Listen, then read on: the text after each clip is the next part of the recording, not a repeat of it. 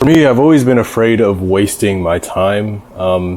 It started to really become apparent to me once I started to see the kind of lives that people were living, like whatever average people are. I just didn't want to be like that. I wanted to use the time that I had to put myself in the best position. I wanted to be the most successful I could possibly be, whether that's finances, my relationships, my physical body, whatever.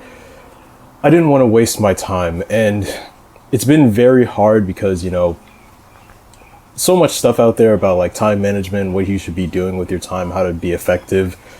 A lot of it is just really complicated, but there's just two lessons that have like really helped me.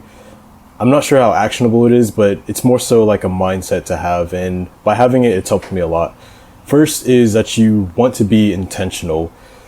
Basically for a lot of life, especially when you're just going through it, there's times when you're going to be not intentional. This happens when you're like scrolling on social media. Like for me, it's usually like YouTube. I've just been scrolling through my feed and looking at these different thumbnails and what video is going to be the most entertaining or whatever. Or I'm just bored and I want to, go watch some anime, just see some different things to do to use my time. It's usually because I'm bored. The problem with that is that I'm not being intentional with my time. I'm not using my time for anything necessarily important. I'm just going through the motions. It's just, I feel bored. I want to go fill my time and do something that makes me not feel bored. By choosing instead to be intentional with your time, it just allows you to get better results overall. I mean, instead of just scrolling or, searching for something to fill your time with, you be more intentional. Like, okay, what can I do right now to push myself forward in any area? Okay, yeah, that could be reading a book. That could be, studying for something. That could be trying this new thing for my business or, doing this workout, whatever it is, just being more intentional. And it's hard to do this. I'm going to be honest. Because again, there are going to be those times where you're just kind of spacing out. You're just going through the motions, whatever. But just having that in the back of your mind, hey, be more intentional with your time, and whatever you're doing, just try to be more intentional. Because by having this mindset, you can catch yourself. You may be scrolling or just like watching some dumbass video that produces no value. It's not even that entertaining. You're just doing it. Anyways, you know what I mean. Just being more intentional, just catching yourself in those moments and just saying, okay, let me do something that's actually more productive. It doesn't even have to be productive wise in terms of like what most people think productivity is. It's just doing something that, again, it's intentional. You're not just filling your time doing stuff. You're filling your time with things that are actually more important to you. The next thing is being able to take risks. Especially when you're younger, this is the best time to take risks. But specifically taking risks with a positive expected value. What I mean by this is, there's a whole bunch of different risks you can take. Like, for example, you try to have sex and, not wear a condom, that's a risk. And, the upside of that is, hey, maybe the sex feels a lot better. But the downside is, she says she's on the pill, she's not on the pill. You end up getting her pregnant, and now you have this kid who you have to pay child support for. You can't really afford because, you're young, you're broke, you really aren't set up. You're not ready for that type of responsibility. And it ends up setting you back a lot. Like, that's not the type of risk that I'm talking about. That has a negative expected value overall. What I'm talking about is doing things that if you were to do over and over and over again, eventually you would come out on top. For example, if it's business, we hear the statistic, 99% of businesses fail. And it's like, yeah, that probably is true. But if you were to, try 100 different businesses, you keep learning from whatever those failures are. Eventually, if you can just get one business to be like really successful, all of those failures don't matter. Like, you could genuinely set yourself up and like your entire family, like completely change your bloodline just by having like one business success, genuinely.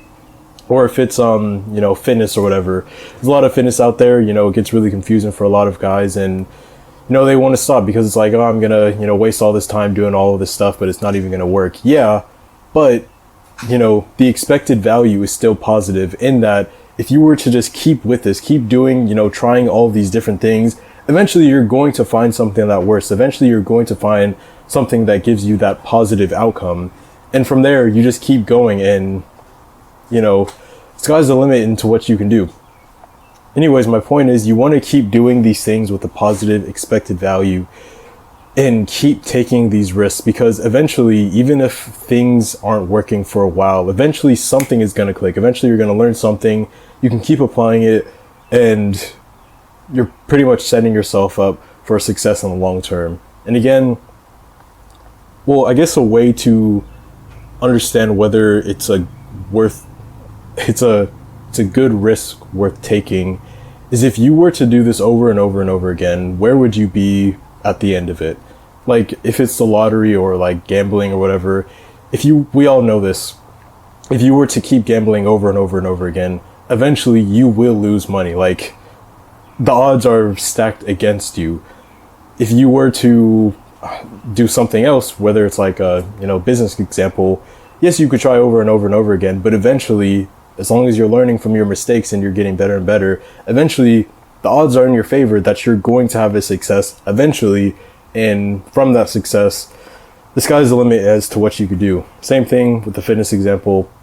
You just want to take a lot of these risks, especially when you're younger, because for a lot of people, as you get older, you're not going to want to take as many risks. You're going to likely have more responsibilities, whether you settle down and you're committed to someone, and you have kids or whatever. That's a big responsibility. Or maybe you're in the position where now you can't take those types of risks because you just want more stability. Like, especially when you're younger, you have a lot more tolerance and you can take a lot more risk because you have a lot more time ahead of you to be able to fix whatever mistakes that you've made later on. But again, I just think it's a great tactic, or a great kind of mindset to have.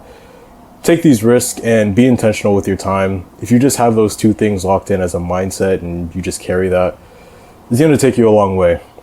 Because a lot of guys in like their 20s or in their younger years, again, they're just not being intentional with their time. They're just doing what everybody else is doing, whatever their mood tells them to do. And it may feel all right now, but in the future, where that's going to take them, it's probably not going to be ideal, or at least I wouldn't consider that ideal.